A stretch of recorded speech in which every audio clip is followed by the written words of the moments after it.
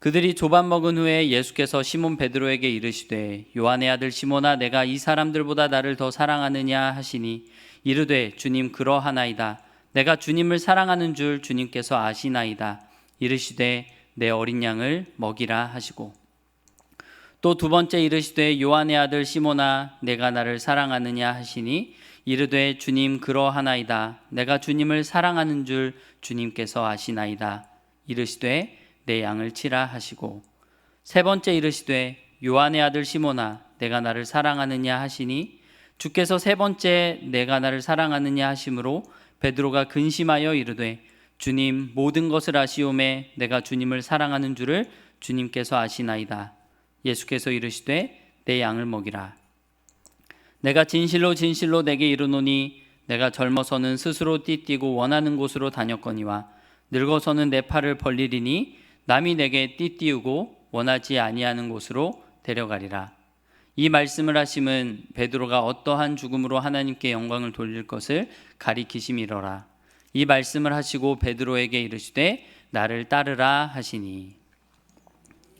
이어서 고린도후서 12장 9절 말씀입니다.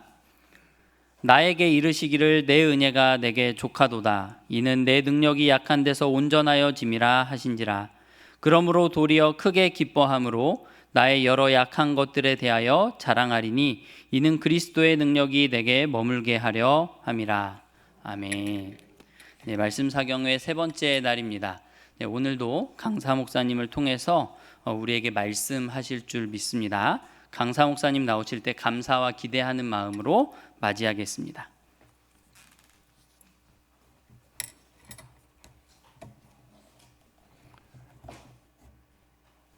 우리가 조금 아까 읽은 고린도후서 12장 9절은 약함이라는 단어 그리고 은혜라는 단어가 같이 나옵니다. 오늘 설교 제목은 약함이 은혜를 만날 때라는 말입니다. 제목이 그렇습니다. 우리 가운데 약함을 좋아하는 사람은 아무도 없습니다. 그렇죠? 우리는 약하기보다는 강하기를 더 원합니다. 그리고 실패를 좋아하는 사람은 없습니다. 우리는 성공하고 싶습니다. 약하기보다는 강하기를, 실패하기보다는 성공하기를, 그리고 낮은 것보다는 높은 것을, 우리는 그것을 다 원합니다. 바울도 자신을 괴롭히는 육체의 가시, 곧 사탄의 사자라고 말했던 그게 뭔지 우리는 모르지만 고린도 사람들이 알고 있었고 바울도 알고 있었던 것입니다. 그것은 바울을 괴롭히고 있던 사람들일 수도 있고 바울을 괴롭히고 있던 육체의 질병일 수도 있습니다. 어떤 신학자들은 이것이 바울이 가지고 있던 뇌전증이라고 얘기하는 사람도 있습니다. 그는 설교를 하다가 거품을 물기도 했을 겁니다. 만약에 그렇다면 하나님께 영광이 되지 않았겠죠. 보통 사람들이 생각할 때 바울은 하나님께서 내게서 이것을 제거해 주시기만 한다면 내가 정말 날개를 달고 주님의 영광을 위해서 살 수 있겠습니다. 이렇게 3번 기도했다고 그러는데 이게 3번이겠어요? 바울이 어떤 사람이에요? 하나님께서 그의 기도를 거절하셨다는 얘기가 어디에 있습니까? 그런데 하나님 거절하셨습니다. 그리고 내 은혜가 너에게 족하다고 말씀하시죠. 하나님은 그냥 거절한 게 아니고 설명을 해주셨는데 바울은 이 설명을 알아들었습니다. 오늘 제가 여러분에게 말씀을 전하는 이 내용은 바울이 하나님의 설명을 내 능력이 약할 때 강함이라, 이게 하나님의 설명이에요. 아주 심플한 설명이에요. 이 말을 우리가 알아들으면 저는 설교자로서의 소임을 그건 아니고 제가 이거를 잘 설명하는 게 설교자의 소임이에요. 그리고 성령님께서 깨닫게 하시겠죠. 그러면 우리는 달라집니다. 왜 제가 이렇게 말씀을 드리나 하면 우리가 예수님을 믿어도 다 강한 걸 원해요. 목사들이 뭘 원하는지 아세요? 교회가 성장하기를 원해요. 근데 이거는 거룩한 하나님의 뜻일까요? 아니면 야망일까요? 너무나 많은 경우에 야망입니다. 비즈니스를 시작하는 사람이 비즈니스가 잘 되기를 원하는 것과 목회를 시작하는 사람이 목회가 잘 돼서 성공한, 성장하는 교회, 그래서 사람들이 성공한 목사라고 말해주는 것, 강한 자가 되는 거죠. 무슨 차이가 있을까요? 내가 비즈니스가 잘 돼서 헌금 많이 하고 싶습니다. 오케이, 좋아요. 근데 여기에는 우리가 가지고 있는 그 성공을 향한, 잘 되고 싶은, 강한 자가 되고 싶은 그런 우리 안에 있는 이기적 욕구, 죄성은 작동하지 않을까요? 똑같이 작동하죠. 목사들에게도 마찬가지고 여기에는 예외가 없습니다. 바울도 내게서 이 문제만 없으면, 여러분 이게 우리 다 있어요. 내가 정말 이것만 아니면 내가 진짜 주님을 마음껏 섬길 텐데, 이런 거죠. 하나님이 나한테 왜 돈을 안 줘요? 돈만 주시면 내가 하나님을 정말 잘 섬길 거예요. 이유가 있겠죠. 우리는 모르지만 하나님이 나에게 건강을 주시면, 하나님이 나에게 이런 것들을 좀 없애주시면, 이런 게 우리가 다 있어요. 근데 왜 하나님은 우리를 그렇게 살게 하실까요? 이유가 있겠죠. 그리고 그 이유는 하나님이 선하시기에 우리의 유익을 위한 이유겠죠. 그리고 하나님의 영광을 위한 이유겠죠. 다윗이 쓴 시편이 뭐 한두 개가 아니지 않습니까? 시편 23편, 우리가 너무나 잘 아는 말씀이잖아요. 여호와는 나의 목자시니 내가 부족함이 없습니다. 그 시편이 어떻게 끝납니까? 여호와의 선하심과 인자하심이 정녕 나를 따르리니 내가 여호와의 집에 영원히 거하리로다. 반드시 나를 따르리니 내가 여호와의 집에 영원히 거하리로다. 이 따른다고 하는 이 말은 히브리어 사전을 찾아보면, 우리가 강아지를 데리고 산보할 때 강아지가 날 졸졸졸 따라오는 그런 따라옴이 아닙니다. 추격한다는 뜻입니다. 이렇게 생각하시면 돼요. 경찰 이제 막 신호를 뭐 마음대로 하고 그냥 막 가고 있는데 경찰이 따라와요. 그럼 도망가실 수 있나요? 도망 못 가죠. 근데 한국 경찰들은 좀 덜 무서워요. 미국 경찰 진짜 무섭죠. 걸리면 서야죠. 도망 못 가요. 경찰이 추격하면 도망 못 가요. 근데 존 파이퍼 목사님이 이렇게 예를 듭니다. 경찰이 추격하는 것처럼, 경찰이 그 파란불 빨간불 켜고 쫓아오면 기분 진짜 나쁘죠. 기분이 좋겠어요? 진짜 나쁘죠. 근데 하나님께서는 하나님의 선하심과 인자하심이라고 하는 쌍불을 켜고 우리의 인생을 추격해서 우리의 인생을 잡아내신다는 거예요. 이게 다윗이 하는 말의 의미예요. 여호와의 선하심과 인자하심이 정녕 나를 추격하리니, 추격해서 나를 덮치실 것이니 내가 여호와의 집에 영원히 거하리로다. 그리스도인은 이런 사람들이에요. 도망 못 가요. 도망 못 가요. 하나님은 하나님의 진노하심과 하나님의 형벌 주심으로 우리를 쫓아오시는 게 아니고, 그리스도 예수 안에서 하나님의 선하심과 인자하심으로 우리를 추격하세요. 어마어마한 은혜죠. 어메이징 그레이스죠. 근데 다윗이 이런 말을 하는데, 다윗이 언제 이 시편을 썼는지는 성경은 말하지 않아요. 다윗의 시편인 건 분명하지만 언제 썼는지 말하지 않아요. 근데 제 짐작으로는 늙어서 썼을 것 같아요. 노년에. 그럼 생각해 보세요. 노년에 이런 고백인 거죠. 결국 내 인생이 여기까지 올 수 있었던 것은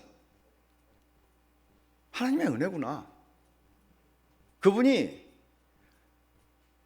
다윗이 무슨 짓을 했는지 다윗 자신이 알잖아요. 하나님이 이런 다윗을 내치셨어야 되죠. 정상적이고 그냥 우리가 생각할 수 있는 수준의 하나님이라면 다윗을 잘라버리셔야죠. 근데 하나님은 그렇게 하지 않으셨습니다. 다윗은 자기가 받을 자격이 없다는 걸 너무나 잘 알았어요. 그래서 다윗은 내 잔이 넘친다고 말하는 거예요. 과분하다는 얘기죠. 내가 받을 건 벌인데 천벌을 받아야 될, 천벌을 받을 짓을 했죠. 그런데 하나님은 천벌 대신 그 선하심과 인자하심으로 나를 추격하신다고 고백해요. 우리가 우리의 인생의 마지막 시간에, 임종의 시간에 우리도 이렇게 고백할 수 있을까요? 그러기를 바라요. 정말 그러기를 바라요. 우리 인생을 살면서 숱한 많은 은혜를 경험했지만 인생의 마지막에 진짜 가장 진한 고백으로 다윗의 그 고백을 할 수 있으면 참 좋겠다, 그런 생각을 가끔은 합니다.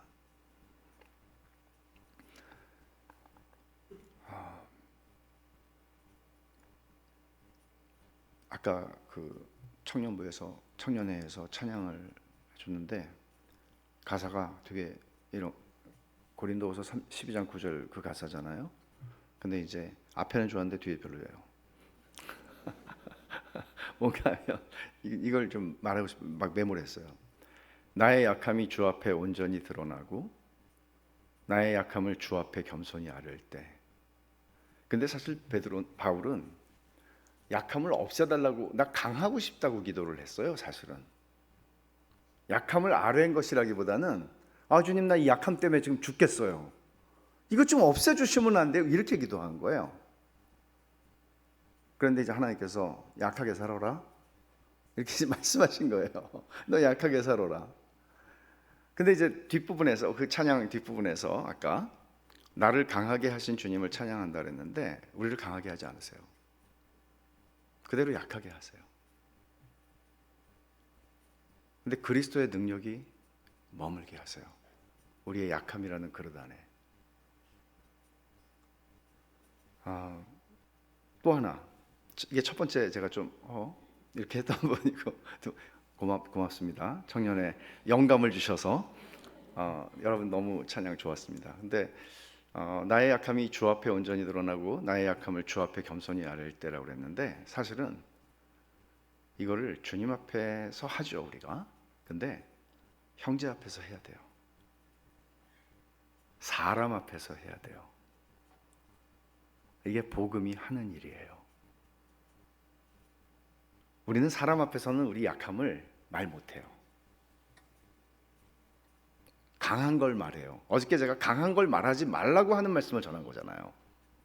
그게 강한 걸 말하는 게 나 이런 사람이야 자랑이거든요. 그럼 뭘 말해? 자랑을 안 하면 할 말이 없네. 우리가 그렇게 느낄 수, 그만큼 자랑을 많이 해요 우리는. 근데 그리스도인은, 복음 안에서 예수님을 만난 사람은 자기의 약함을 말할 수 있어요. 엄청난 일이에요 이건. 왜냐하면 우리는 약함을 좋아하지 않고, 약함을 내 약함을 드러내면은 그 사람이 날 무시할 거거든요. 그러니까 어떤 게 있냐면 우리가 약함을 말 못하는 거는 두 가지예요. 여러분, 아담과 하와가 범죄한 후에 그들에게 들어온 감정, 그거 뭐죠? 지배적인 감정, 실존적 감정. 인간이 이 실존적 감정으로부터 벗어날 수가 없어요. 그 두 가지가 뭐예요? 처음에는 수치심이었습니다. 그들은 두 사람이 벌거벗었으나 부끄러워하지 않았는데 범죄를 하자마자 둘은 부끄러웠습니다. 내 존재 자체가. 수치심이라는 게 죄의 결과로 찾아온 겁니다. 그러니까 죄가 애를 낳는데 쌍둥이를 낳았어요. 하나는 수치심이고 하나는 두려움이에요. 하나님께서 찾으시는 애 두려워서 숨었다고 그래요. 근데 이 수치심과 두려움은 쌍둥이에요. 그러니까 동전의 양면과 같은 거죠. 이 수치심과 두려움이, 죄가 낳은 자식인 수치심과 두려움이 우리 안에서 하는 일이 뭔가 하면 관계를 파괴하고 공동체를 깨는 겁니다. 수치심은 나를 오픈할 수 없게 합니다. 수치심은 나의 약함을 말할 수 없게 합니다. 부끄러워서요. 무시당할까 봐 두려워서요.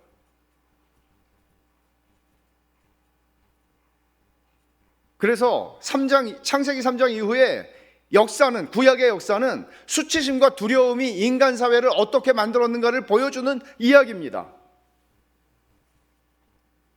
세 글자로 생지옥입니다. 생지옥입니다. 서로 사랑해서 결혼합니다. 근데 행복하지 않습니다. 가족이라는 것보다 더 소중한 게 있을까요? 근데 제가 몇 년 전에 읽은 소설이 있는데, 그건 물론 그리스도인이 아닌 사람이 쓴 책입니다. 근데 제가 교인들한테 다 읽으셨으면 좋겠다 그랬어요. 그 책 제목이 하도 길어가지고 제가 지금 원고에 없는 걸 하면 이렇게 생각이 안 나거든요. 옛날에 탁탁 생각이 나는데 이런 제목이었어요. 지긋지긋한 족쇄, 가장 질긴 족쇄, 지긋지긋한 족속, 가족. 공감 확 되시죠? 왼수들하고 살거든요. 사랑했지만 생지옥이에요. 가족에 대한 경험이 아름다운 사람은 그다지 많지 않습니다.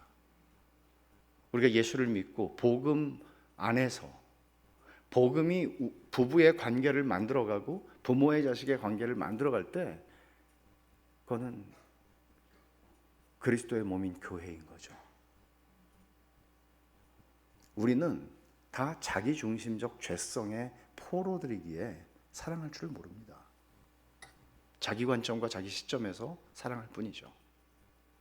예수님이 오셔서 하신 일이 뭐죠? 예수님은 죄를 멸하러 오셨습니다. 죄를 멸하였다는 것은 저와 여러분들의 죄를 사하시고 우리가 지옥 갈 사람인데 천국으로 옮겨줬다 하는 차원의 얘기가 아닙니다. 그래서 뭘 하시겠다는 거예요? 죄가 낳은 자식들인 수치심과 두려움으로부터 예수 그리스도를 믿는 자들을 그 복음의 능력으로 해방시켜 주는 거예요. 뿌리를 잘라버리는 거예요. 그러나 우리가 성화의 여정 속에서, 인생의 여정 속에서 이 싸움을 해요. 마치 뱀 대가리가 잘려도 이루고 있듯이. 그러나 생명은 없는 거죠. 뿌리는 잘려나갔으니까. 우리는 그 자유함을 얻은 사람들이에요. 그래서 뭘 하시려고요? 수치심과 두려움이 가져온 건 부부관계를 깼고, 부모와 자식관계를 깼고, 형제가 형제를 죽이게 만들었고, 라멕 같은 사람은 살인과 복수를 자랑했고, 하나님이 세우시는 나라가 어떤 나라인지, 하나님의 권속이라고 불리는 하나님의 가정이라는 것이 얼마나 아름다운지, 하나님은 깨어진 죄로 말미암아, 죄가 만들어낸 수치심과 두려움으로 말미암아 깨어진 관계와 공동체를 회복하시는 일을 예수 그리스도를 통해서 하시는 거예요. 예수님께서 요한복음 17장에서 뭐라고 기도를 했었는지 여러분 기억하세요? 아버지께서 내 안에, 내가 아버지 안에 있는 것 같이 그들이 다 하나가 되어 삼위 하나님의 하나 되심과 같은 하나가 되어 우리 안에 있게 하사, 아버지와 아들 안에 있게 하사. 그 다음에 뭔지 아세요? 아버지께서 나를 보내신 것을 세상이 믿게 하옵소서.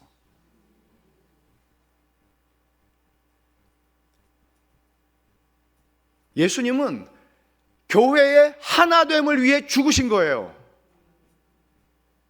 예수님이 그러셨죠. 너희가 날 따라오려면 자기를 부인하고 십자가를 지고 날 따라와라. 여러분, 이런 말이 있어요. 혼자 살면 다 성자가 될 수 있다. 내 성질 좀 건드리지 좀 마. 나 혼자 있으면 성자가 될 수 있어. 근데 건드리는 인간이 너무 많아요. 너희가 나를 따라오면 자기를 부인하라고 하는 것은 무슨 말인가 하면, 혼자 내가 일찍 일어나서 기도하고 성경 읽고 그런 차원의 얘기를 하는 거 아니에요. 자기를 부인한다는 것은 관계 속에서 일어나는 일입니다. 복음의 은혜가 아니면 주님을 따라갈 길이 없어요. 은혜가 아니면 내가 왜 나를 부인해야 돼요? 잘났는데. 내가 나를 부인할 이유가 어디 있어요? 대학교 1학년 때 룸메이트로 친한 친구들이 들어갔다가 싸우고 나오잖아요. 한 학기 끝나고. 자기 부인을 안 하니까. 저는 신앙생활을 어떻게 이해를 했나 하면요, 개인적으로 내가 깊은 경건과 하나님의 말씀을 내가 사랑하고 주님을 사랑하고 기도하고 내 안에 깊은 영성과 경건이 있으면 되는 거구나, 그렇게 생각을 했어요. 너무나 오랜 시간을 그런 상태로 목회를 했어요. 그런 상태로 선교사도 했고요. 근데 점점 말씀을 보면 주님은 내가 이 반석 위에 내 교회를 세우리니 말씀하신 것은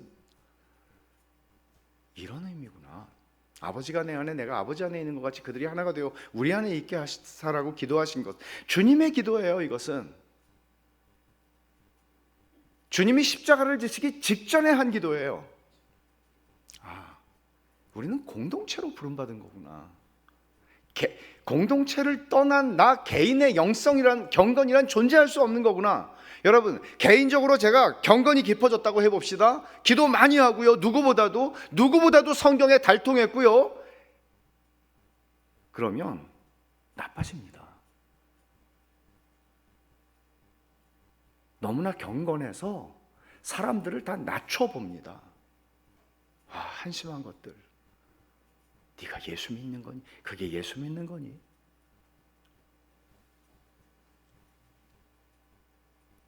강한 사람이 되는 거예요. 그러면 은혜에서 멀어집니다. 너무나 잘못 배운 거잖아요. 제가 어저께 정말 시험에 드실지도 모르면서도 제가 좀 얘기를 했잖아요. 여러분, 솔직히 말해서 여러분 정말 존경하는 목사가 있습니까? 정말 까놓고 얘기해서요. 뒤에서 여러분이 욕하시는 것 대충 합니다. 우리 교회도 그럴 거예요. 근데 우리는 그래서 더 강해지려고 그래요. 내가 더 온전하고, 내가 흠잡히지 않고, 내가 실수하지 않고, 내가 누구보다 기도 많이 하고, 그럼 나빠지는 거예요. 그러면 약함이라고 하는 이건 뭘까요 도대체? 오늘 제목이 약함이 은혜를 만날 때예요. 우리가 가지고 있는 생각을 뒤집어 놓는 거예요, 복음은. 근데 그 약함이라고 하는 것은 너와 나를 만나게 해요. 세상은 다 강한 척하기 때문에 같이 친구인 것 같지만 사실은 결속이 일어나질 않아요. 깊이 만나지를 못해요. 깊이 불쌍히 여기거나 긍휼히 여기거나 사랑하거나 이런 일이 일어나지 않아요. 근데 교회는 달라요. 어떻게 우리가 하나가 될 수 있죠?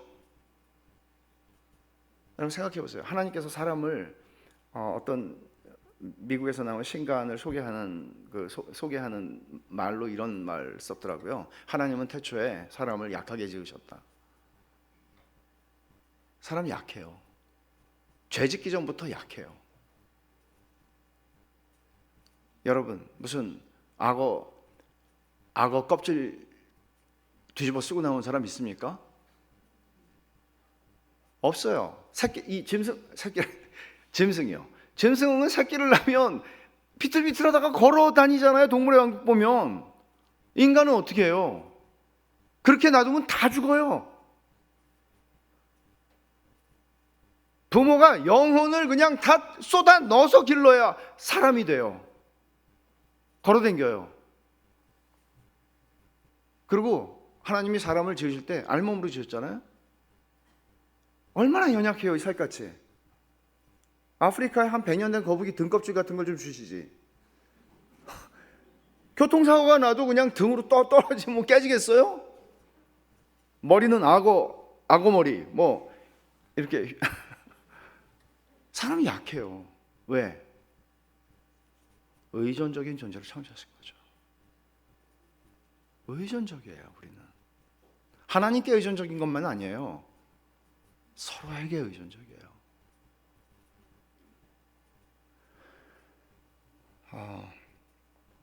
여러분 보세요. 구약 성경에서 다윗이라는 인물을 우리는 굉장히 중요한 인물이라고 생각을 하죠. 신약 성경에서는 베드로는 굉장히 중요한 인물이에요. 근데 오늘 우리가 읽은 말씀을 보면 베드로의 예수님께서 잡히셨을 때 베드로가 3번 예수님을 부인했던 그 사건을 전제로 일어난 일이라는 거 아시잖아요. 그러니까 주님이 3번 부인한 것을 아시고 이제 부활하셔서 갈릴리 바다에 가셔서 이제 모든 것을 다 포기하고 이제 고기 잡자 그러고 있는 베드로. 그러니까 베드로가 얼마나 마음이 찜찜했겠어요. 사실은 예수님께서 다락방에서 만나셨잖아요. 근데 아무 말씀도 안 하시는 거예요. 그러면 되게 찜찜할 거 아니에요. 분명히 주님이 그때 내가 헛소리 할 때 보셔 눈이 마주쳤거든요. 주님하고 찜찜해 죽겠는데 주님 말씀 안 하세요. 그러니까 시간이 갈수록 베드로의 마음이 힘들었을 것 같아요. 그렇지 않아요? 말씀을 안 하세요. 근데 여기 갈릴리에서도 마찬가지예요. 갈릴리에서도 베드로가 예수님을 처음 만났던 그 자리에서 예수님 다시 만나십니다. 그리고 3번 물으세요. 베드로식 질문이에요. 이 사람들은 다 부인해도 저는 주님을 부인하지 않습니다. 얘네들은 이렇게 해도 나는 따라갑니다. 베드로식 화법이죠. 주님은 베드로식 화법으로 물으셨어요. 얘네들이 날 사랑하는 것보다 네가 날 더 사랑하지? 베드로의 대답은 달라졌습니다. 왜 달라졌죠? 실패를 했잖아요. 실패하기 전 같으면 주님 어떻게 하셨어요? 저를 그냥 꿰뚫어 보시는군요. 역시 주님이십니다. 베드로는 그렇게 대답 못해요. 실패했잖아요. 3번.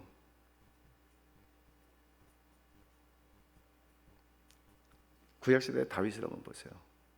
주님은 왜 다윗의 그 인간 말종이라고 할 수 있는 정말 그런 비열하고 그런 저질스러운 그런 죄악, 다윗의 죄악을 왜 덮어주지 않으셨을까? 개인적으로 좀 다루시지 왜 이걸 대서특필하셔서 오고 오는 시대의 모든 신자들이 교회를 안 다니는 사람도 알아요. 다윗이 한 짓을. 너무 다윗에게 너무 하신 거 아니에요? 다윗이 그런 짓을 했긴 했지만 너무 하신 거 아니에요? 생각해 보세요. 여러분과 제가 했던 인생을 살면서 했던 가장 수치스러운 일이 거기까지는 미치지 못할지는 모르겠으나 그것을 하나님께서 기록하셔서 모든 사람들의 그냥 모든 사람까지는 말고 송파제 1교회만 하나님의 비밀 노트 이거를 오픈하시는 거예요. 그럼 여러분 다음 주부터 교회 옮겨야죠. 어떻게 나와요? 왜 이렇게 하실까요? 왜 구약의 그 대단한 인물인 다윗의 실수를 죄악을 왜 만천하에 공개하도록 이렇게 기록해 놓으셨고 베드로가 예수님을 부인한 것을 한 번만 쓰시지 그냥 공관복음에다가 왜? 우리를 위해서요. 우리를 위해서요. 제일 무서운 사람이 어떤 사람인가 하면요, 자수성가한 사람이에요. 나 자수성가 했는데 예수 믿는 사람은 자수성가 못합니다. 주수성가. 다 알아듣셨죠? 주수성가. 자수성가는 무슨 자수성가예요? 너에게 재물 얻을 능을 주셨기 때문이다라고 신명기 8장에서 말하잖아요. 네가 배부를 때 함부로 생각하지 말라고. 너에게 재물 얻을 능을 주시지 않았으면 여기까지 못 왔다고. 하나님의 은혜라는 얘기죠. 그러니까 우리가 머리가 좋다고 잘난 척할 수도 없고, 힘이 세다고, 잘생겼다고, 돈이 많다고, 성공했다고 자랑의 조건이 되지 않는다는 거죠. 은혜니까요.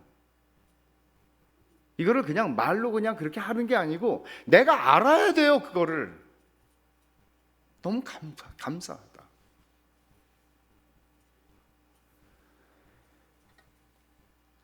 자신이 신자는 은혜는 우리를 강하게 만드는 게 아니고요, 우리의 약함을 알게 하고 우리의 약함을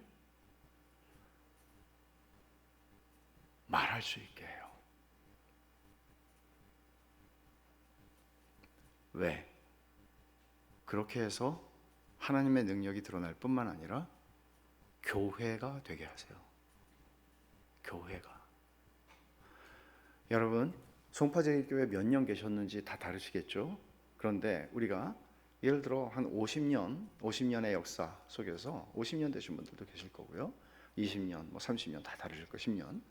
근데 그 세월 동안 내가 이 공동체 안에 있었다면, 우리 말을 공동체라고 하는데 사실 공동체라는 말이 조금 어색할 수 있죠. 무슨 공동체? 이럴 수 있잖아요. 근데 진짜 나를 아는 사람이 있나요? 진짜 나를 아는 사람. 내가 진짜 힘들어하는 나의 그 약함, 내가 진짜 고통스러워하는 나의 실패를 아는 사람이 있나요? 그러니까 나를 안다는 것은 내가 얼마나 대단한 사람인지, 내가 얼마나 훌륭하고 얼마나 업적을 남겼고 얼마나 뭔가를 외적으로 했다는 그런 차원의 얘기가 아니에요. 그건 아는 게 아니죠. 그건 위키피디아에서 다 가르쳐주는 거예요. 진짜 나를 안다는 거는 내 약함을 안다는 거예요. 의외로 우리는 사람을 모릅니다. 하나님께서 당신 자신을 우리에게 성경이라고 하는 하나님의 특별 계시로 우리에게 드러내 주셨기 때문에, 계시해 주셨기 때문에 우리가 하나님을 아는 거예요. 사람도 마찬가지예요. 내가 나를 말하지 않으면 아무도 날 몰라요. 나의 자랑질을 통해서 나를 아는 건 아는 게 아니에요.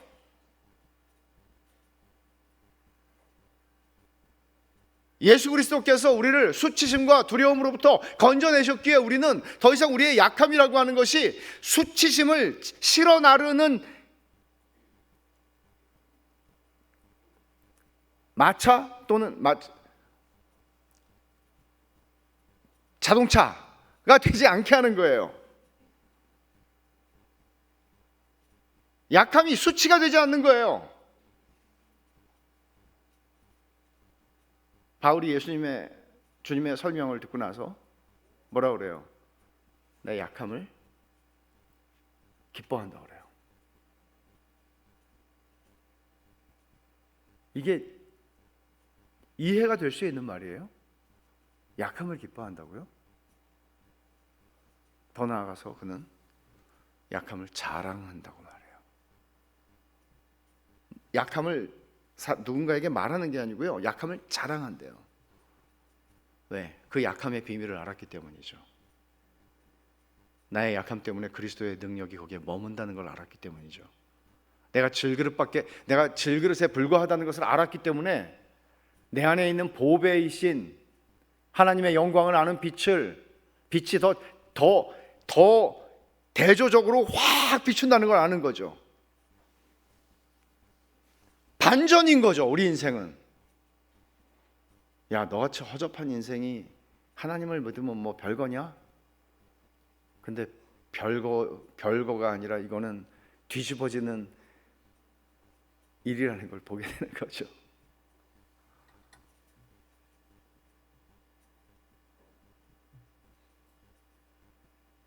그러니까 우리 삶은 나 잘난 걸 드러내는 게 아니고 하나님의 은혜를 드러내는 거예요.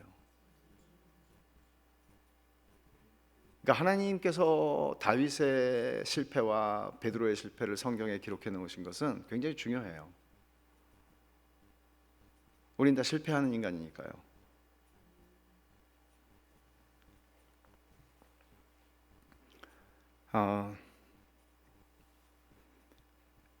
실패할 때 우리 실패할 때 우리 약함을 알게 되죠. 그때 우리는 약함을 알게 된다는 얘기는 조금 더 얘기하면 자기 죄성의 깊이를 알게 돼요. 성공할 때 그걸 보기는 참 어렵습니다. 승승장구할 때 내 실존을 바라본다는 것은 거의 불가능합니다. 성공이라고 하는 옷을 입은 그 옷으로 나를 보기가 쉽다는 얘기죠. 그러나 나를 치장해 주던 그 성공이라고 불리던 무화과 나무 잎들이 다 시들어서 떨어져 버렸을 때 우린 진짜 나를 보게 돼요. 그리고 내가 얼마나 하나님의 무화과 나무 잎 따위가 아니라 하나님의 은혜가 필요하고 그리스도가 필요한 존재인지를 알게 돼요. 그래서 약함이 은혜를 만나는 거예요. 자기 죄성의 깊이를 아는 만큼 하나님의 은혜를 경험합니다. 그리고 하나님의 은혜를 경험할 때 우리는 비로소 하나님을 잘 섬기게 돼요.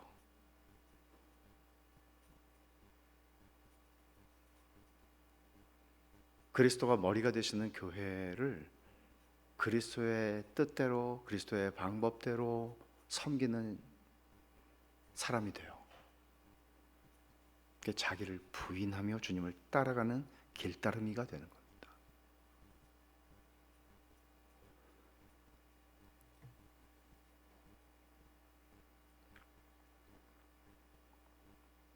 자기의 약함을 안다는 것은 하나님의 은혜를 받는 조건입니다. 그러니까 우리가 다 강한 척하고 살고 멀쩡한 척하고 살지만 안 그래요. 그런 사람은 존재하지 않으니까요. 성경적으로. 사람들 앞에서는 내가 강한 척할 수 있죠. 근데 하나님 앞에서 그럴 수는 없거든요, 사실. 근데 놀랍게도요, 성경을 보면 하나님 앞에서도 우리는 그럴 수 있을 만큼 죄가 가지는 기만성은 우리를 그렇게 끌고 갑니다. 아주 괜찮은 사람인 거죠. 여러분 생각해 보십시오. 예를 들어서 뭐 그런 예를 들기도 싫지만 제가 이게 왕하고 대통령은 다르니까요. 영국의 왕을 한번 제가 만나서 한 두어 시간 같이 좀 얘기를 나눴다고 해봅시다. 그러면 저는 그 기억을 굉장히 소중하게 여길 것 같아요. 아니 뭐 영국 왕 존경도 안 하지만 사실은 하여간 높은 사람이니까 그 사람하고 한 2시간 보냈으니까. 근데 우리는 2시간이 아니고요, 죄인이 근접할 수 없는 하나님, 거룩하신 하나님 앞에 우리는 2시간도 3시간도, 그리고 우리가 원할 때 아무 때나, 때를 따라서 아무 때나 그 은혜의 보좌 앞에 나아가거든요. 근데 우리는 그게 얼마나 불가사의한 일인지를 잘 몰라요. 익숙해져서요. 근데 때때로 우리의 약함이라고 하는 것을 우리가 정말 때때로 인식하는 것 같아요. 정말 약함 가운데 있을 때 내가 하나님 앞에 나아갈 때는 그런 익숙함이라고 하는 것을 깨트리게 되죠.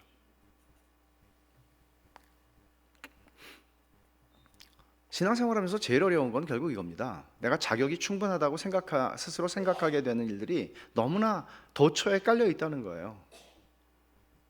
아, 나 좋은 목사지. 아, 좋은 남편이지. 좋은 아빠지. 하나님의 좋은 아들이지.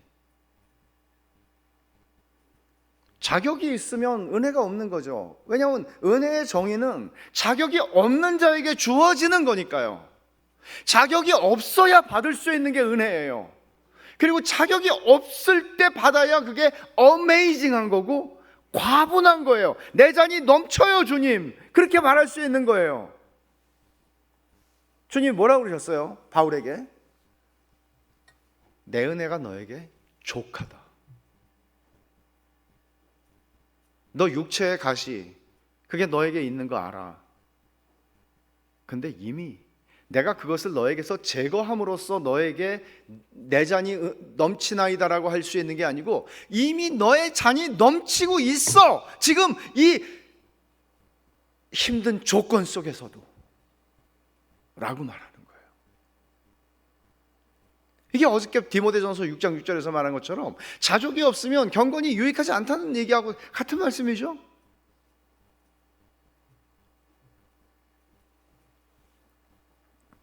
그러니까 우리는 은혜를 받는 것 대신 보상을 원해요. 하나님, 제가 한 거 보셨죠? 그러니 잘해 주셔야 합니다. 배신하지 마시고. 보상이죠. 그건 은혜는 없습니다. 하나님하고 딜을 하는 거죠. 베드로라고 하는 인물을 우리는 알다시피 베드로는 자신만만한 사람이었습니다. 하나님은 이 처참한 실패를 허용하심으로써 베드로로 하여금 자기의 약함을 보게 하십니다. 알게 하십니다.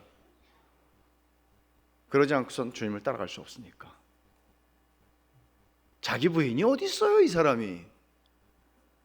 자기 긍정의 아이콘이죠.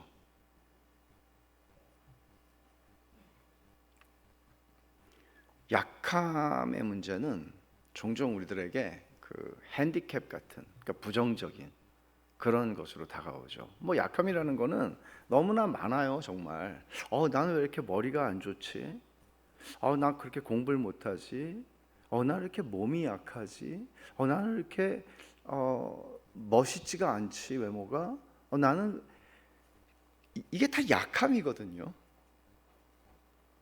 이 모든 것들을 다 가지고 있는 사람은 없겠지만, 그냥 우리에게는 정말 약함이라고는 찾아볼 수 없을 것 같은 누군가가 생각이 날 수 있지만, 그 사람에게도 치명적인 약함이 있다는 사실을 우리는 별로 생각하지 않습니다.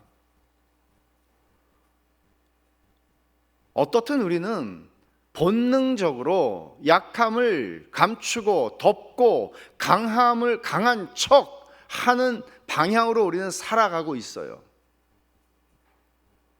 그러나 복음은 그런 우리의 발걸음을 멈춰 세웁니다. 왜냐하면요, 내 약함을 감추는 것도, 그 약함이 무엇이든 간에 그 약함을 부정하고 부인하고 감추는 것도 정신적 에너지가 무시하게 들어가요. 진짜 누가 내 약점을 알아버리면 어떡하지? 그걸 계속 덮어야 되거든요. 근데 그런 관계 속에서 진짜 관계가 형성될 거라고 생각하세요? 천만의 말씀이죠. 세상은 그런 관계가 가득합니다. 근데 복음은 우리 안에 새로운 공동체, 새로운 한 몸을 창조합니다. 교회예요. 교회는 달라요.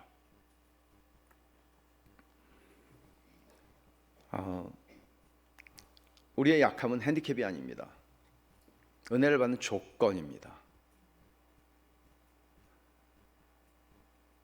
실패와 약함이 없는 곳에 은혜와 회복은 없습니다. 은혜 받지 못합니다. 강한 척하는 사람 은혜 받지 못합니다. 강한 척하는 걸로 버텨온 사람들 은혜 받지 못합니다. 위험한 자리에 있는 거죠. 그러니까 강한 척하지 않으면 편한 게 뭔가 하면 자연스러워지고요. 자유로워져요. 폼 잡을 필요가 없어요. 사람들 앞에서. 폴 워셔가 이런 말을 해요.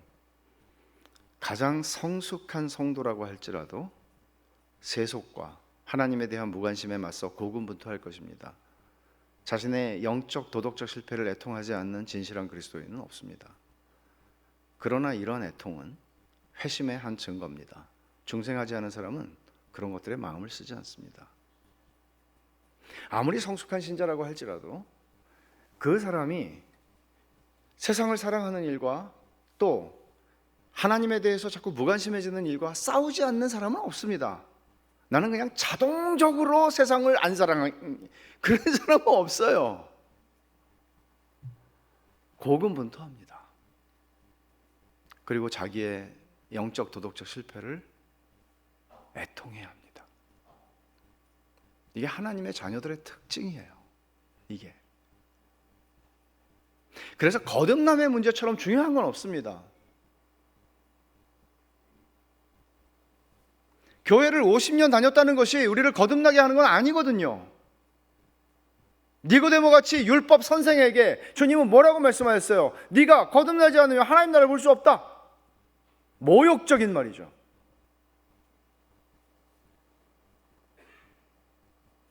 조나단 에드워즈도 미국의 제1차 대각성 운동이 있었을 때 진짜 신앙은 뭔가, 너무나 가짜 신앙이 많다 하는 것을 알았습니다. 그래서 그런 얘기를 하기 시작했습니다. 사랑받았을까요? 미움받았죠. 저도 조나단 에드워즈가 했던 그거를 가지고 저도 설교를 했던 적이 있습니다. 미국에서 목회할 때. 저도 사랑받았을까요? 그 제목이 이거거든요. 책으로 나왔어요. 궁금하시면 책 선전하는 건 아니고요. 참신앙과 거짓신앙이에요. 난 진짜 신앙을 가지고 있는 사람이 맞나? 너무나 당연시하니까요. 저는 목사들 중에서 거듭나지 않은 사람들을 봤습니다. 꽤.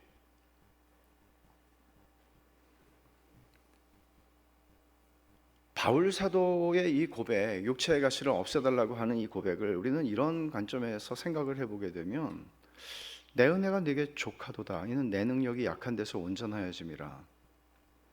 바울은 기뻐했고요. 뭘 기뻐했나 하면 내 약함을 내가 가지고 있다는 게 기뻤어요. 주님의 말씀을 들으니까. 왜?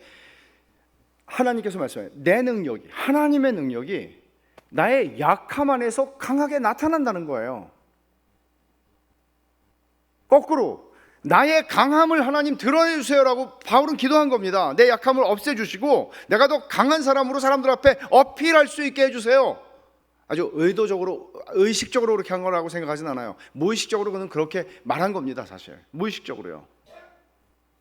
근데 하나님 약함의 비밀을 알려주신 거죠. 그래서 그는 깨닫고 약함을 자랑하게 돼요.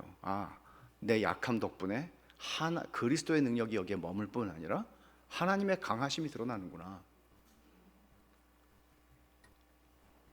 약함에 대한 인식이 확 바뀐 거예요. 그래서 약함을 자랑한다고 말한 겁니다. 약함이라는 것은 내가 하나님을 섬기는데 나의 핸디캡, 장애물이 아니라 약함은 내가 하나님을 섬기는 조건이구나. 내 약함이 하나님을 더 잘 섬길 수 있는 조건이구나. 이걸 알게 된 거예요. 여러분, 이게 얼마나 놀라운 얘기예요. 어저께 제가 그랬잖아요. 삐리릭 교회 생각나세요? 삐리릭 교회는 강한 목사를 원했어요. 흠잡을 데 없는 목사를 원했어요. 그런 사람이 있을지도 몰라요. 없죠. 근데 그런 사람을 불러왔을 수도 있어요. 그럼 어떻게 될까요? 그 사람은 그 사람의 능력을 드러낼 뿐입니다. 하나님의 능력이 드러나는 게 아니고요, 그리스도의 능력이 그 약함을 통해서 드러나는 게 아니고요, 그는 그가 가지고 있는 능력을 드러낼 겁니다. 나빠지죠. 거기에 은혜는 존재하지 않죠. 탁월한 설교자는 있지만 은혜는 존재하지 않습니다.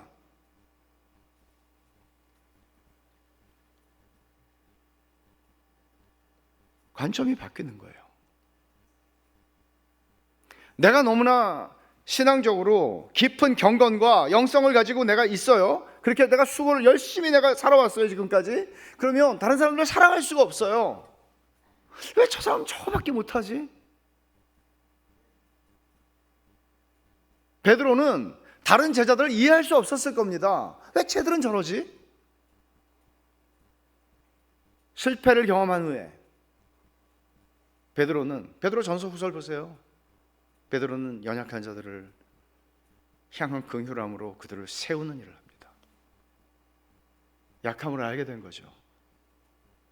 약한 사람들과 결속이 되기 시작한 거죠. 베드로가 복음을 전한다고 돌아다녔을 때 사람들은 베드로의 스토리를 다 알 거 아니에요. 당시에 베드로 살아생전에 그 약함이 바울의 이야기만이 아니라 그리스도의 능력이 베드로의 약함 속에, 그 실패 속에 머무는 거예요. 이런 관점에서 보면 우리는 우리의 형제들의 실패를 용납해 주지 않습니다. 우리의 형제들의 약함을 용납해 주지 않습니다. 그래서 판단과 정죄가 있습니다, 우리에게는. 그러나 복음의 언어는 판단과 정죄가 아니라 용서와 용납과 사랑입니다. 누가 이걸 할 수 있죠? 약함 가운데 은혜를 만나본 사람이요. 이렇게 다가갈 수 있죠. 나도 형제처럼 그랬던 때가 있었어요. 그렇지만 은혜를 받아서 지금 또 내가 살아있잖아요. 이럴 수 있는 사람이 여러분의 주변에 많았으면 좋겠습니다. 그럼 여러분들은 더 자유로워질 거예요. 여러분들의 수치를 가리려고 하지 않을 거예요. 약함을.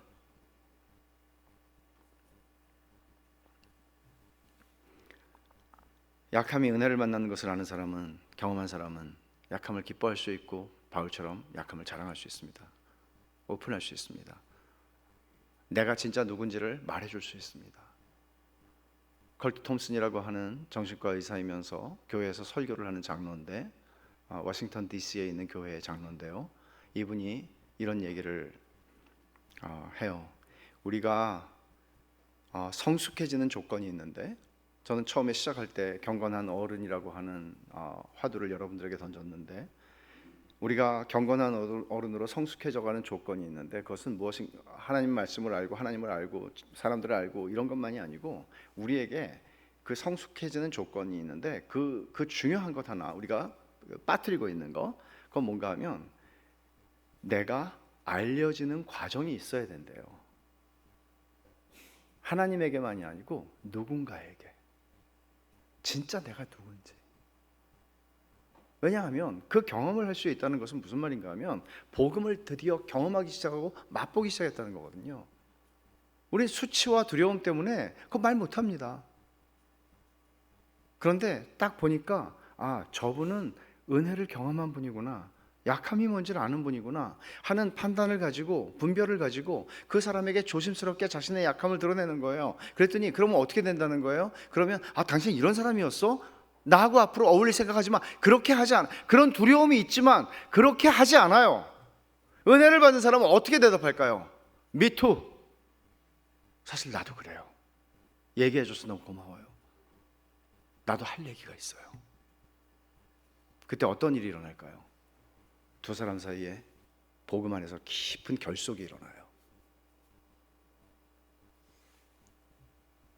그리스도께서 이것을 위해 피 흘려 죽으신 것입니다. 진짜 사랑할 수 있게 돼요. 진짜 교회가 되는 거예요. 교회는 그러니까 공개적으로 내가 이런 죄를 졌습니다 이렇게 말하는 게 아니고요, 받아들일 수 있는 사람들과 이런 관계들이 형성이 돼요. 나를 아는 사람이 두 사람이 있어요, 세 사람이 있어요. 이런 관계들이 교회 안에 가득한 거예요. 이런 선들이, 이게 교회예요. 여기서 중요한 역할을 하는 게 뭐라고요? 약함이요. 우리의 약함이요.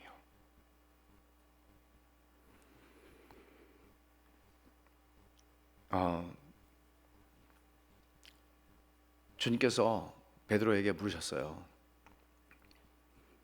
사랑하느냐고, 나를 사랑하느냐고.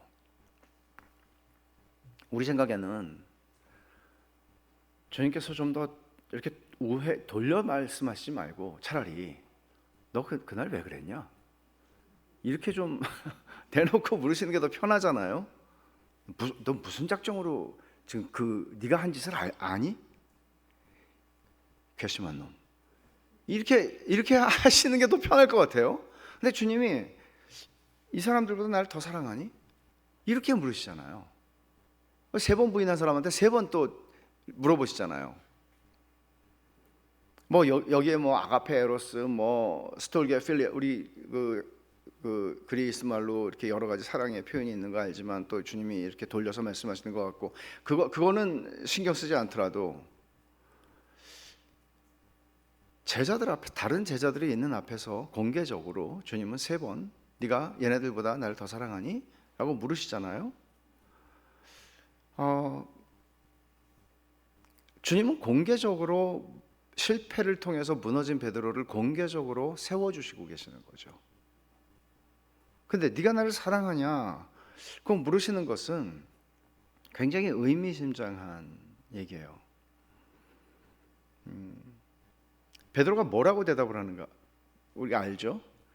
옛날 같으면 그럼요 물론이죠 라고 대답하겠지만, 베드로는 이렇게 대답해요. 주님이 아신다고. 그러니까 진짜 사랑해요. 근데 자기를 믿지 않아요. 더 이상 자기를 믿지 않아요. 이게 그리스도인이 가는 길이에요. 자기의 약함을 인정하고 들어가는 거예요. 내 진심은 주님을 사랑하는 거예요. 그리고 주님이 내 진심은 아실 거라고 베드로는 알아요. 그걸 알아요. 근데 난 또 넘어질 수도 있는 인간이라는 것도 알아요, 자기가. 그래서 이렇게 대답을 합니다. 말하자면 내가 나를 아는 지식을 의존하지도 않고, 그는 자기의 자신감을 드러내지도 않고 주님이 나를 아는 지식을 의존해요. 이게 베드로의 대답이 가지는 의미입니다. 자신만만함이 사라졌고 자신의 죄성의 깊이를 보기 시작했고 약함을 인정하기 시작하는 겁니다. 왜 주님은 베드로에게 사랑하냐고 물으셨을까요? 주님을 사랑하는 것 말고는 주님을 섬길 수 있는 조건이 없기 때문에 그렇습니다.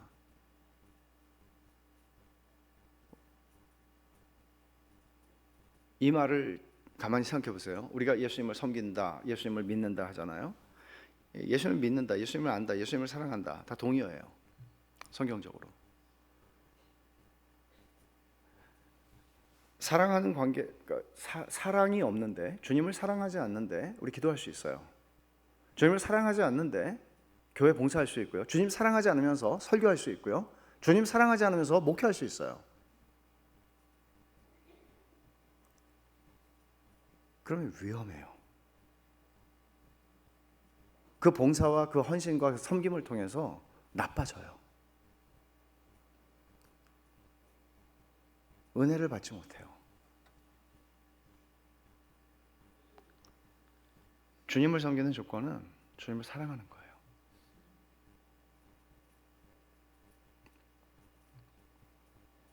주님을 사랑하지 않으면 좀 힘들어요. 가기가 힘들어요. 갈 수가 없어요.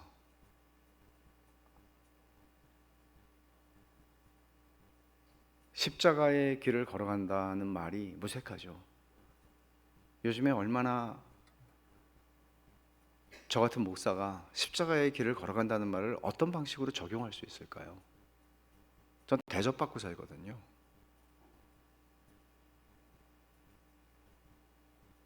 복음을 전하면서 돌을 맞아본 적이 없거든요, 저는.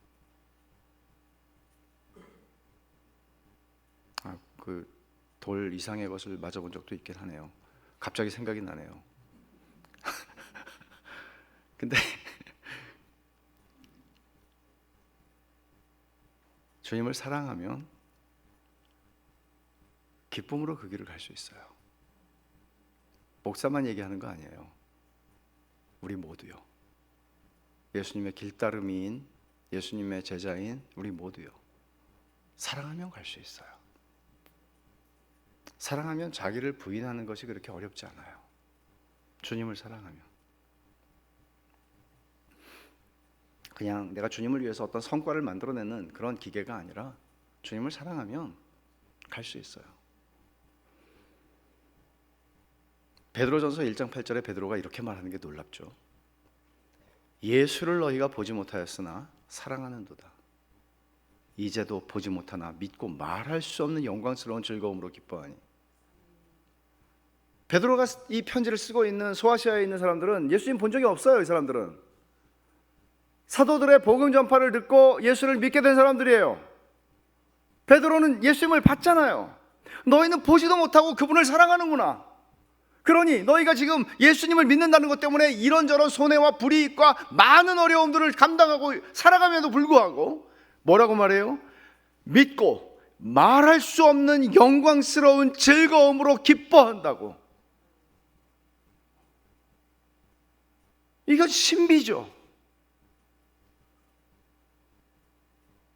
예수님을 믿지 않는 이 지역의 비신자들이 우리를 보고 그렇게, 그러니까 이렇잖아요. 기쁨이라는 거는 얼굴에 이렇게 숨기기가 좀 어려운 그런 거잖아요. 근데 한 사람도 아니고 여러 사람이, 대다수가 이 표현이 얼마나 놀라운 표현이에요. 말할 수 없는 영광스러운 즐거움이요. 이 사람들의 형편이 다 그만하고 괜찮고 넉넉하고 그런 얘기가 아니잖아요. 어떻게 이럴 수 있죠? 형언할 수 없는 영광스러운 즐거움으로 기뻐하는 것은 주님을 사랑하기 때문에. 세상에 그 무엇과도 바꿀 수 없는 기쁨이죠. 그래서 주님은 네가 나를 사랑하느냐고 물으십니다. 약함은 은혜의 필요 조건입니다. 그리고 이 은혜는 주님을 사랑하게 하는 조건이 됩니다. 다윗이 그런 짓을 저질러 놓고 자기에게 과분한 은혜를, 벌이 아닌 은혜를 베푸시는 그 주님을 경험할 때, 내 잔이 넘친다고 말할 때, 그건 주님을 사랑하지 않을 수가 없는 거죠. 그 사랑의 노래를 얼마나 많이 지었습니까? 우리가 다 똑같은 사람들 아닙니까?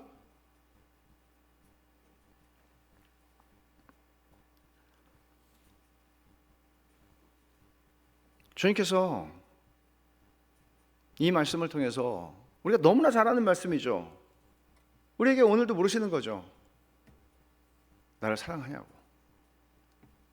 사랑해서 지금 가고 있냐고. 여러분의 대답은 뭡니까? 베드로의 대답을 주님이 들으시고 나서 베드로에게 사명을 주시죠. 내 어린 양을 먹여라, 내 양을 치라, 내 양을 먹이라. 목양의 사명이에요. 그리고 나서 네가 젊어서는 스스로 띠띠고 원하는 곳으로 다녔지만 늙어서는 네 팔을 벌리리니 남이 네게 띠띠우고 원하지 아니하는 곳으로 데려가리라. 여기서 언급하고 있듯이 베드로의 죽음에 대한 말씀이었습니다. 그리고는 3년 전에 이 호숫가에서 부르신 것처럼 똑같은 말씀을 하세요. 나를 따르라. 우리 모두에게는 하나님께서 다 각각의 우리에게 주신 사명이 있어요. 목사와 장로들에게는 내 양을 치라, 내 양을 먹이라 그렇게 말씀하세요. 그리고 우리 모두에게는, 목사와 장로를 포함해서 우리 모두에게는 이렇게 말씀하시죠. 주님이 십자가를 지시기 전날 저녁에 제자들에게 말씀하신 대로 내가 너희를 사랑한 것 같이 너희도 서로 사랑해라. 그러면 사람들이 너희가 내 제자인 줄 알 거다. 그거밖에 없어요. 우린 서로 사랑하는 공동체죠. 어떻게 이게 가능해졌죠? 예수님께서 죄를 멸하셔서 죄의 결과인 수치심과 두려움으로부터 우리를 해방시키셨기 때문에 우린 자기 자신에게 매여서 자기 중심적인 사랑을 넘어서는 정말 형제를 사랑할 수 있는 존재가 된 거죠. 어떻게 사랑을 해요? 내가 너희를 사랑한 것 같이. 그럼 뭐가 필요해요? 자기 부인, 십자가짐. 근데 자기를 부인하고 십자가를 지는데 기뻐요. 왜? 사랑하니까. 영광스러워요. 그러니까 신앙생활을 내 개인의 경건의 깊이가 전부라고 생각을 했었어요, 저는. 근데 성경을 보면서 점점 깨닫게 되는 건 그게 아니잖아. 내가 잘못 짚었잖아. 우리가 그렇게 생각해 왔기 때문에 목사든 선교사든 뭐 그 누구든 그런 식으로 생각해 왔기 때문에 그냥 나 혼자 꼿꼿이 서서 제가 그 얘기했던 존 거스너가 얘기한 그 빌어먹을 경건함 때문에 은혜를 못 받는 거예요. 우리는 성경에서 바리새인과 서기관들에 대해서 그렇게 많이 읽고 보고 하지만 어느 순간에 나 자신이 그 모습이 되어 있는 거예요. 거기에 자기 부인이 어디 있으며 십자가를 지며 어디 있어요? 형제를 사랑하기 위해서 내가 그 일을 하는 게 어디 있어요? 자기 의의를 높이고 그게 안 되면 자기 연민에 빠지는 두 길밖에 없는 거예요.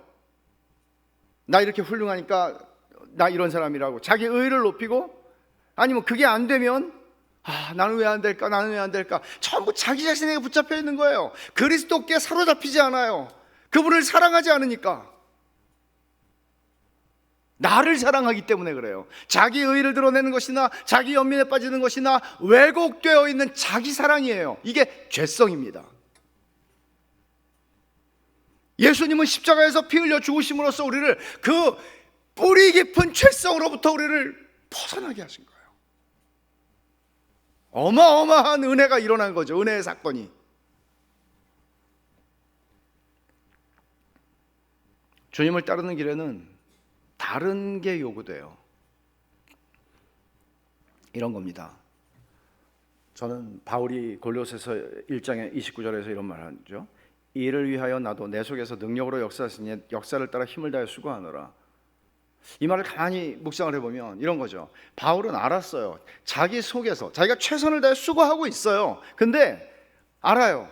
내 속에서 능력으로 역사하시는 분이 계시다는 것을. 내 속에 계시는 분이 능력으로 역사하시다는 걸 알아요. 이거를 여러분 아십니까? 여러분들의 작은 섬김과 여러분들이 한 형제, 어떻게 보면 소홀하게 여길 수도 있는 한 지체를 주님이 말씀하신 것에 의하면 이 작은 소자 하나에게 여러분들이 그 사람을 사랑하고 그 사람을 위해서 여러분들이 마음을 쏟고 시간을 들이고 했던 이 모든 것들 속에서 야, 내가 정말 대단하구나가 아니라 내 속에서 능력으로 역사하시는 분의 역사를 따라서 내가 수고한 거구나. 안전합니다. 이런 수고를 많이 하면 안전합니다. 우리의 약함을 아는 거거든요. 내 능력이 약한 데서 온전하여짐이라는 말은 이 뜻입니다. 내 약함 때문에 그리스도의 능력이 그 약함에 머문다고 한 말씀이 이 말씀입니다. 그래서 바울은 자기의 약함을 자랑할 수 있었고 기뻐할 수 있었습니다.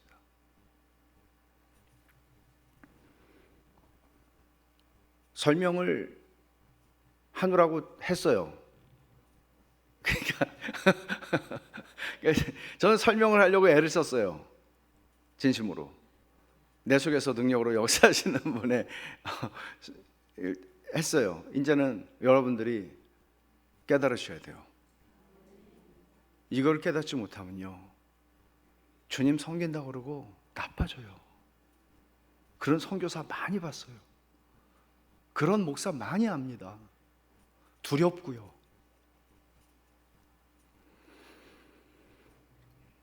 주님을 사랑하지 않으면 주님을 따라갈 수가 없어요. 그래서 여기 황금사슬이 있는데, 자, 실패를 했어요. 세상에서 실패는 다 부끄러운 거고 나쁜 거예요. 실패를 해서 내가 약함을 보게 됐어요. 내 죄성의 깊이를 보게 됐어요. 이 약함이 하나님의 은혜를 만났어요. 실패, 약함, 하나님의 은혜. 그리고 약함이 은혜를 만나자, 약함이 내 약함 속에서 하나님의 은혜를 경험하자, 이 과분한 은혜, 이 어메이징 그레이스를 경험하자 주님을 사랑하게 돼요. 은혜를 받아야 사랑할 수 있어요. 사랑은 의지로 되는 게 아니거든요. 그분을 위해서 죽을 수도 있다고 생각할 만큼 그분을 사랑하게 돼요. 그래서 주님은 네가 두 팔을 벌리고 남이 띠띠우고 원하지 않는 것으로 데려감을 당할 거야 그러실 때 베드로는 그때는 다 알지 못했겠지만 그리고 실제로 베드로의 죽음에 대한 전해지는 얘기를 보면 베드로는 십자가에 거꾸로 달려 죽었다고 알려져 있는데 기쁨으로 그렇게 했을 것 같아요. 너무나 영광스럽게 자기가 썼던 그 말 그대로 말할 수 없는, 형언할 수 없는 영광스러운 즐거움으로 기뻐하며 십자가를 졌을 것 같아요. 주님 사랑했습니까? 약함, 실패, 약함, 그 다음 뭐예요? 은혜, 그 다음 사랑, 그 다음 따름, 주님을 따라가는 거예요. 이걸 놓치지 않았으면 좋겠어요. 때때로 우리가 살아가면서 탈선하죠. 다시 그 자리로 돌아오는 거예요. 존 라일이 했던 말을 인용하면서 말씀을 맺겠습니다. 여러분, 존 라일의 말이에요. 여러분, 예배에 참석하고 설교를 듣는 것으로 만족하며 못 박혀 죽으신 주님을 열렬히 사랑하는 것에 대해서 아무것도 알지 못한 채 그리스도를 본받으려고 하지도 않는 이른바 교회 다니는 사람, 그저 예배 참석자들은 멸망으로 인도하는 길 한복판에 서 있는 사람들이라는 사실을 아십시오. 이런 자리에서 나오십시오. 여러분의 삶에서 약함이 은혜를 만들어내고 있나요? 약함이 은혜를 만나나요? 그리고 약함이 은혜를 만났을 때 주님을 사랑하게 되고 주님을 따르는 그 길에 여러분 서서 지금 살아가고 계신가요? 그렇게 주님을 따라가다 보면 그 어떤 열매보다 좋은 열매는 여러분 자신이 될 것입니다. 그리스도를 닮아 있는 그런 복된 은혜를, 어메이징 그레이스, 이 과분한 은혜를 누리시는 여러분, 그리고 그 덕분에 그런 은혜에 이르지 못한 자들이 송파제일교회에서 바라볼 수 있는 사람들이 있어서 아, 은혜가 저거구나. 그리고 그 은혜의 자리로 나아갈 수 있는 그런 교회가 되면 좋겠습니다. 저도 그런 교회가 되면 좋겠다고 생각하고 목회를 하고 있습니다. 기도하겠습니다.